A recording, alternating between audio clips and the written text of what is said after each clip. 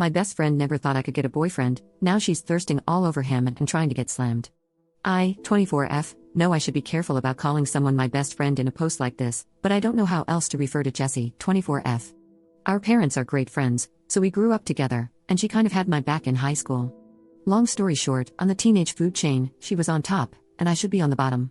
However, nobody messed with me because I was Jessie's friend. Jessie is one of those people who requires attention. I never minded, though, nobody is perfect, right? But now that I have my first real boyfriend, she doesn't know how to behave.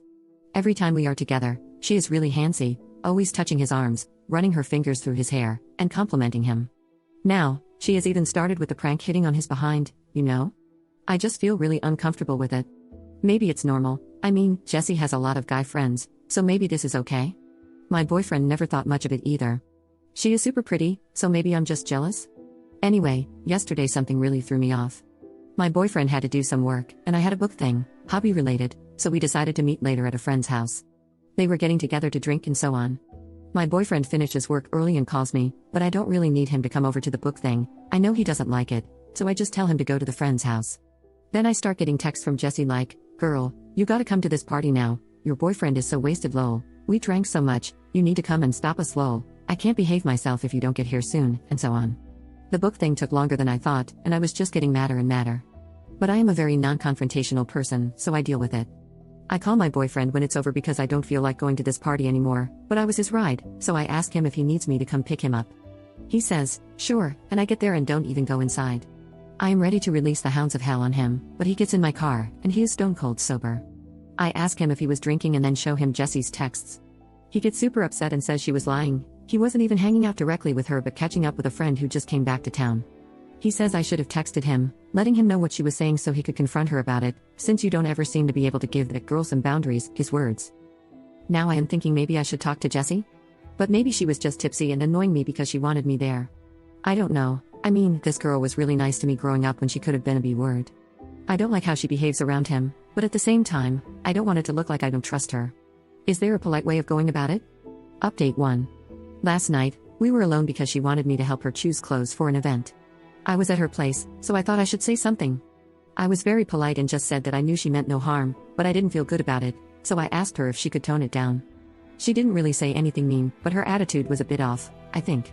She was looking at me in a scornful kind of way, and the way she smiled once I was done talking, it just felt weird. She didn't say anything else but okay, and we just moved on to choosing her clothes, and I left after.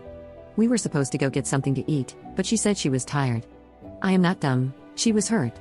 So I texted a common friend, more her friend than mine, and without getting into details, I just told him that I talked to Jess about something that was important to me but that I was afraid she may have gotten the wrong idea from it. The common friend said, look, I don't want to get involved, but you should watch it. I asked what he meant, he said, nothing, just watch it. A little while after that, he texts me back and says, changed my mind, I do want to get involved, and sends me a bunch of prints of texts going back and forth between him and Jessie. It basically starts with him asking her if the two of us had a fight because I was worried, and then just a non-stop stream of her being horrible. He was kind with his words, I don't mind him stepping in. She says I had a big mouth and was judging her behavior because I'm a prude who doesn't know how to be around guys. She claims she taught me everything I know about having a life and how dare I tell her what she can or cannot do, or how I should thank her for even having a boyfriend at all. The common friend actually called her out for being rude and no friend of mine. After the prince, he told me, I'm done with her, I give up, and you should watch it. He also said it was okay if I told her I had the prince. I didn't, though. I didn't know what to say. I mean, she is not 100% wrong, but even though I know that, it really hurts to read those. This morning I woke up and saw she texted me late at night. She says she knows Pete sent me the prince and she didn't mean to be rude, but it's ridiculous that I am jealous of her because if she wanted my boyfriend, she could just have him. She even said, you want me to prove it? She ends it with kisses and a joke. So I don't know if she was being playful, apologizing, threatening, or being pragmatic. I haven't answered her yet. I don't know what to say. Should I even say something? Or should I just let it go? Update 2. Turns out she already went after him. I was stupid. My boyfriend is already doing it with her. A friend convinced some other friends to send me prints of texts between themselves and either my boyfriend or Jessie, and they are pretty clear. I confronted my boyfriend, he looked lost, said he loves me, and it wasn't anything serious. He says Jessie kept throwing herself at him, teasing him, and he said he didn't like her. He said he just did it with her to see if she would move on and leave him alone, and that it only happened a couple of times. He says he won't do it anymore, he doesn't even like her, he loves me, asking me to please forgive him. From the texts, once I finally made it through them all, I think that Jessie went to the party, where my boyfriend and I met, because she wanted to hook up with him.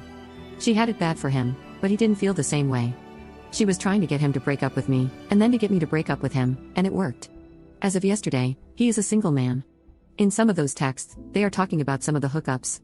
I feel sick to my stomach. I blocked him because he was still trying to get in touch, and I ghosted her, but she just sent me a message saying she just heard what happened and, you know, this was probably for the best, right? I just feel like screaming. Update 3.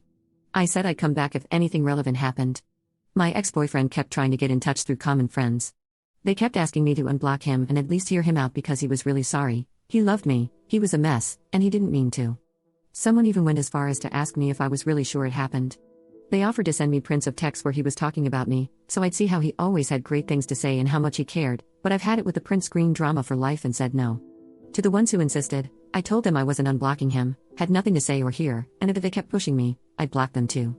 I ran into my ex-boyfriend at this book thing I often go to.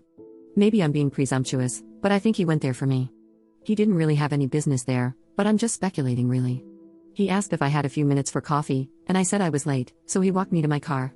He looked so good and smelled great. He was so sweet, even wearing his hair the way I like it. I feel horrible because even after everything, I still like him. He apologized some more, said he knew I needed time and space, but asked if I'd consider giving him another chance because he would wait for me.